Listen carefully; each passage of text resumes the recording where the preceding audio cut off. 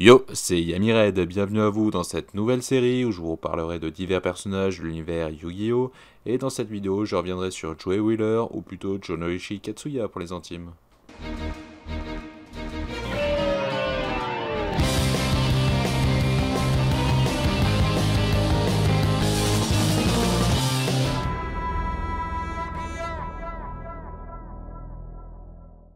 Alors Joey est né le 25 janvier, mesure 1m78, pèse 62 kg, il est de groupe sanguin B et adore le Ryukuri. Quoi, comment ça, c'est pas important de savoir tout ça. Bon, ok, on va passer à sa biographie. Mais avant, je tenais à vous prévenir. Les timelines, c'est le bordel. Du coup, je choisirais de vous parler de celle du manga, qui est un peu moins connue. Mais elle reste quand même assez proche. J'y reviendrai plus tard. Ses parents s'étant séparés, sa sœur est partie vivre avec sa mère et lui est resté vivre avec son père, violent et alcoolique. Au début, lui et Tristan martyrisaient le petit Yugi. Joey lui a même volé une pièce de son puzzle. Ushio, qui va rappeler un truc aux fans de 5D, s'était mis en tête de défendre Yugi en frappant violemment Joey et Tristan. Yugi, n'approuvant pas cela, s'interpose en recevant des coups à la place. Joey, pris de remords, rendu la pièce du puzzle à Yugi et une amitié était née. Par la suite, chaque fois que Yugi était en danger, Joey étant en combattant hors pair le défendait. Bon, quand les points ne suffisaient pas, c'est un autre Yugi mystérieux qui réglait le problème. Pour se venger de Yugi, Kaiba piégera nos héros dans le Death Tea, une série de plusieurs épreuves mortelles. Pendant l'une d'elles, Joey, Yugi, Théa et Tristan en profiteront pour sceller leur amitié. Une fois le Death Tea terminé, Joey nourrira une certaine haine pour Kaiba. Joey est très mauvais au jeu de cartes Duel Monster, il perd même contre Théa. Mais pour trouver l'argent nécessaire à l'opération de sa sœur, il part concourir avec Yugi au royaume des duellistes. Une fois arrivé sur l'île, il affrontera Mai et Rex Raptor, qu'il gagnera grâce au magicien du temps donné par Yugi. Ayant parié ce dernier contre Rex, il obtiendra son dragon noir aux yeux rouges. Kaiba arrivant sur l'île et méprisant Joey, ce dernier le défia. Bien qu'il puisse le surprendre et l'effleurer en invoquant le dragon noir aux yeux rouges, il ne put rien faire face au dragon blanc aux yeux bleus. Puis il remporte une victoire contre Bonze et fait équipe avec Yugi contre les frères Paradox, qu'il gagne grâce à la fusion du dragon noir et du crâne invoqué. Il se hisse en demi-finale et affronte Bandiken qui triche en dissimulant des cartes dans sa manche, mais cela ne l'empêche pas de gagner en utilisant les cartes de son adversaire.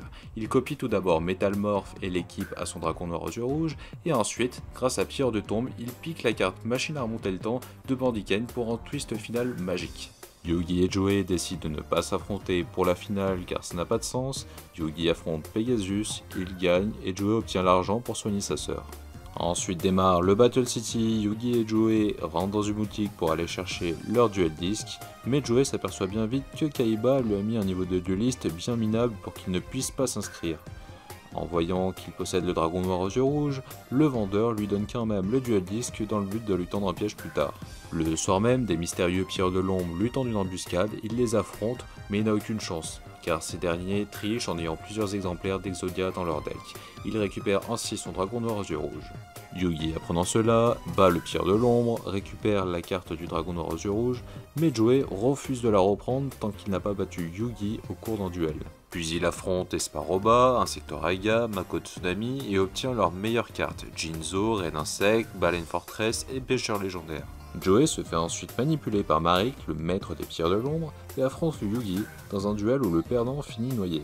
Yugi fait en sorte de perdre pour sauver Joey, mais ce dernier plonge pour le sauver tout en oubliant sa clé. C'est Kaiba qui lui envoie au dernier moment. Après cette petite mésaventure, sa sœur Serenity le retrouve, enlève ses bandages et on peut s'apercevoir que son opération a bel et bien marché. Ils se rendent ensuite tous au dirigeable pour la phase finale. Pour son premier duel, il affronte de nouveau un pierre de l'ombre. Tout porte à croire que c'est Marik. Pourtant Joey perçoit en lui un véritable dueliste et refuse de croire qu'il est Marik. Ce qui pousse Odion, le pierre de l'ombre, à utiliser une copie de rat pour ne pas contrarier les plans de Marik. Malheureusement, Dieu n'aime pas être copié, et Odion subit la colère divine, Joey gagne donc par forfait. Par la suite, Mai perd face à Marik, et retrouve son esprit piégé dans un sablier rempli d'insectes. Joey jure de venger Odion et Mai, c'est pourquoi lors du Battle Royale, il fait en sorte de tomber contre Marik pour la demi-finale. Joey mène un duel majestueux, et pousse Marik dans ses retranchements, ce qui l'oblige à attaquer avec Ra en forme phénix.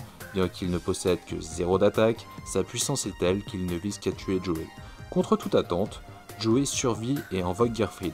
Il ne lui reste plus qu'à attaquer pour gagner. Mais là, il s'écroule. Il ne respire plus, son cœur s'est arrêté. Mais grâce au collier millénaire, Yugi a une vision et voit que Joe s'en sortira. Durant la demi-finale contre Kaiba, Yugi utilise le dragon noir aux yeux rouges, ce qui permet à Joe de se réveiller. Ensuite Yugi gagne, il bat Marik et ils rentrent tous à domino afin de livrer le tout dernier duel du Battle City dont nous ne connaîtrons jamais l'issue. Dans Yu-Gi-Oh! R, Théa se fait kidnapper par Yako Tenma, un fils adoptif de Pegasus. Yugi, Joe et Tristan partent la libérer. Ils devront vaincre les 13 cartes professeurs engagés par Tenma afin de gravir les étages de la Kaiba Corporation. Joe parvient à en vaincre 4 brillamment. Puis, Bandit Ken, disparu depuis le royaume des duellistes, le défiera. Il tentera une nouvelle fois de tricher, mais son duel disque l'en empêchera. Il jouera alors Devil Eraser, une carte démon dotée d'une puissance divine. Mais Joe, ayant connu bien pire lors du Battle City, gagnera et lui rendra la machine à remonter le temps empruntée lors de leur dernier duel. Yugi, Bayako et Théa est libéré.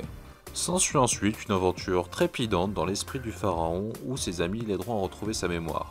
Joe affrontera Bakura dans un duel qui ne se terminera pas, puis aidera le pharaon à battre Zork en invoquant le dragon noir sur rouge qui bizarrement aura intégré son jeu.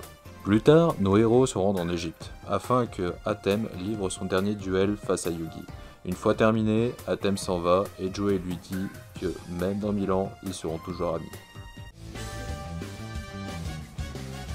Dans l'anime, Joe affronte Yugi en finale au royaume des duellistes et perd. Il entre dans un monde virtuel pour sauver Seto, il est piégé dans un autre monde virtuel, celui de Noah, en plein Battle City, dans la saga de l'Orical, qu'il affrontera Mai, Rex, Valon et gagnera car il a été choisi pour posséder Hermocrate, un des 3 dragons légendaires. Et lors du tournoi ultime, il affrontera le grand-père de Yugi, mais perdra contre Siegfried, le grand méchant.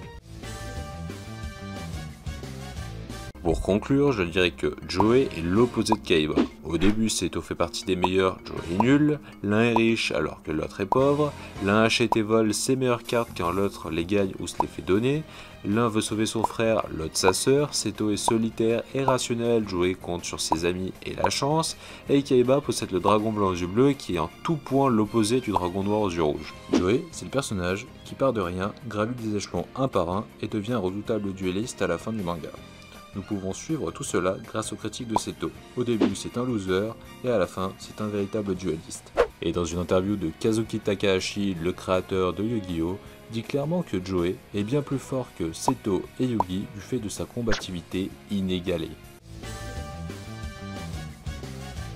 Et voilà, c'est terminé. Bon, je pense que c'était un épisode un peu plus long que prévu, mais c'est plutôt complet. Merci de me dire ce que vous avez pensé de cette toute nouvelle série en commentaire, et parallèlement, je sors également 2 autres vidéos, une sur les meilleurs monstres de Joe et l'autre sur l'archétype yeux rouges.